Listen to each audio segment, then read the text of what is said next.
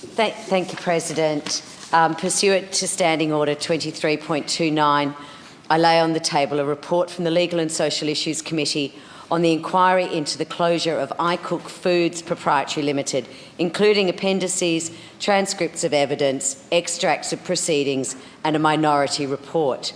I move that the report be published. Question is that the report be published. Those that opinion say aye. On the contrary, no. The aye had it, Ms Patten. I move that the Council take note of the report. Before I just speak briefly on this report, I'd very much like to thank the Secretariat of the Legal and Social Issues Committee. They are doing some extraordinary work in extraordinary times.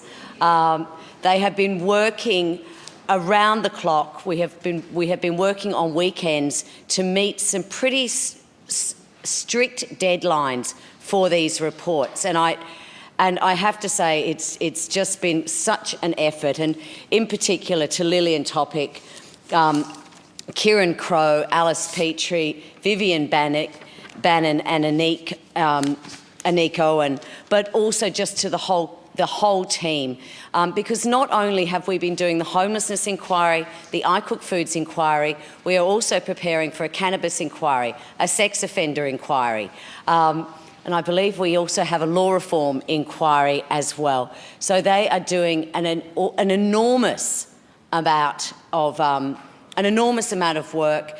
They are using technology like the Parliament has never done before. We are really trialling new ways to be able to have public hearings where we're speaking to experts from around the world, and the public can take, well, maybe not take part, but can hear directly from those people rather than just reading about it in a report. I think these times have probably shown some of the innovation that this Parliament can achieve. But this report on the closure of iCook Foods was going to be a very quick and short inquiry. But when you look at the size of this report, it certainly belies the speed in which this inquiry was turned around.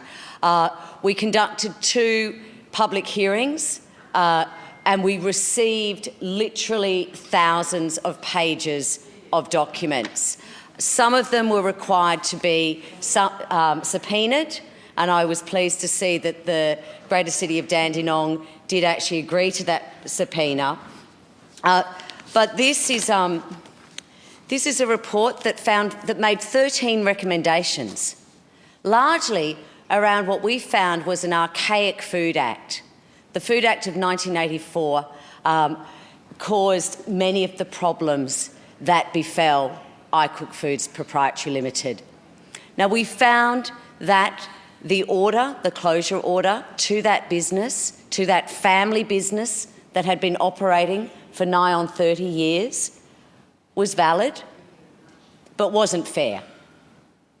And that the processes that led to that closure were unfair. That the processes used by the Greater City of Dandenong were inconsistent, were completely inadequate. Frankly, they were not up for the job of regulating the food industry in Dandenong. And that comes out in this report, that comes out in the transcripts, that comes out in the very evidence that they provided to us. Now, the department also failed here, because ultimately it is the department's role to protect us in these areas. And their food safety regulations are old. Their food safety regulations are not fit for purpose. And this is what we found in this report.